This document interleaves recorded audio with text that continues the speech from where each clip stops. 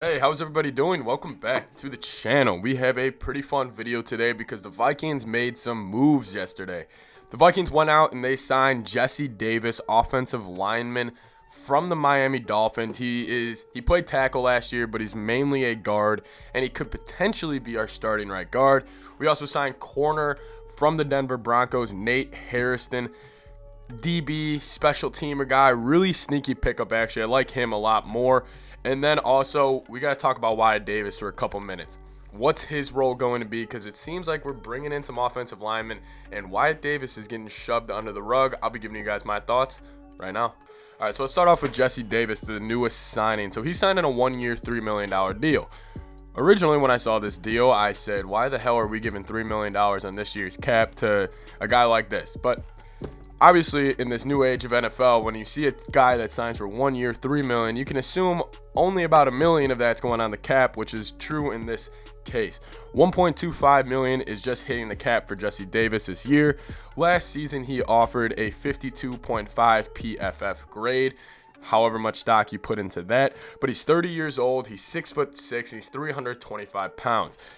This is a depth signing. I think this is one of those where he may not be automatically the starter in their eyes, but he's definitely going to bring some competition to camp. And I think that's originally I was a little not disappointed in the signing. I just questioned it a little bit, but the more I've been thinking about it, I think the Vikings need more competition at the guard position, because if you're looking at the past few years, the fact that Dozier and guys and Drew Samia could just like walk in and be a starter and not really have to compete.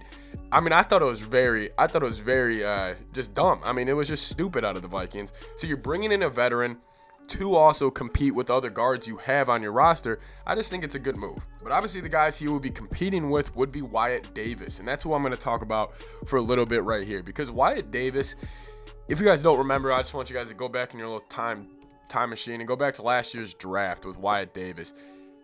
At first, for a little bit, I remember I was thinking about taking him in the first round, and there was an actual little bit of traction for Wyatt Davis being a first-round pick, but then obviously he didn't really have a good pro day. His measurements weren't as good, and so a guy like Wyatt Davis, he kind of got swept under the rug. He was a third-round pick for the Vikings, and I remember the whole year last year, I just kept thinking, where the hell is Wyatt Davis? And I thought maybe it was the Zimmer, you know how Zimmer always kind of had not a hatred towards rookies, but just he did not trust rookies to play that often. But Wyatt Davis, this dude was the Big Ten guard of the decade. And I know that may just be like an accomplishment that, you know, you put on your individual plaque back there, but really think about Big Ten guard of the decade. He was on the Big Ten all-decade team as the starting offensive guard.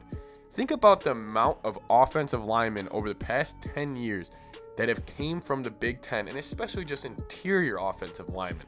It is insane that he was the one chosen. So it kind of just speaks to his potential. And if you just throw on his college highlights, you see this dude, he looks like a first-round pick. He still looks like a first-round pick. So I think the Vikings bringing in Jesse Davis, I think it could be one of those things where they could be almost trying to get some competition out of Wyatt Davis. That's my takeaway from the Jesse Davis pickup. All right, but we actually picked up a sneaky little special teamer and a sneaky little corner from the Denver Broncos, and he actually had a pretty solid grade last year. He had very limited snaps last year, but he had a 73.3 PFF grade. He's 6 foot, 195 pounds, and he ran a 4.5 40-yard dash.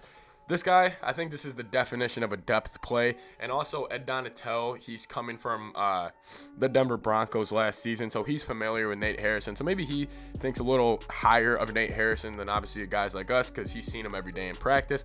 I can only go watch highlights and look at PFF. So anyways, Nate Hairston, I think he's a depth play. I remember I saw the Vikings corners about 2 weeks ago, and it was like Harrison Hand, Cameron Dantzler, and like that was it. That was like the only corners we had on our roster. So I'm not expecting Nate Hairston to, obviously this is not a guy that's going to change life in the secondary. I think this is the guy, though, where if a Cameron Dantzler would go down, or if we do end up taking a Sauce Gardner or a Derek Stingley in the first round and they end up going down, put in a Nate Hairston. I don't think it's a bad pickup. I don't think it would be one of those things where it's like, oh, God, Nate Hairston's coming in the game. I think it would be like, okay, he's coming in the game. Let's see what he's about. He's a fairly young guy who's drafted in 2017, so he still has a ton of room for improvement. He was also the 158th overall selection in that draft. So he definitely has some untapped potential. And maybe Ed Donatel, maybe he saw something last year. Maybe he wants to unlock that. So just keep your eyes on Nate Hairston. He could definitely be a corner for the Vikings, where we don't really talk about his signing right now. But hey, he could be a huge special teams guy, a huge gunner, and he could also be maybe the third, fourth, fifth. I'm hoping not the third. Hoping they bring in at least 1 or 2 more guys, or he could be the 4th or 5th corner on a very good secondary. Anyways, thank you guys so much for watching the channel. It has been, honestly, the support. I keep saying this. The support has been unreal. So seriously, thank you. It's all credit to you guys. Love running through this offseason. You know, who should we sign? Oh, we signed this little guy. We signed this little guy. It's honestly a ton of fun. So thank you guys so much. It's all credit to all of you. Comment down below. Love the comments. You know, I love getting video ideas from you guys, and that's the best way. Look out for Vikings fan mailbag tomorrow. We got a big week ahead. Skol Vikes. See you guys next time.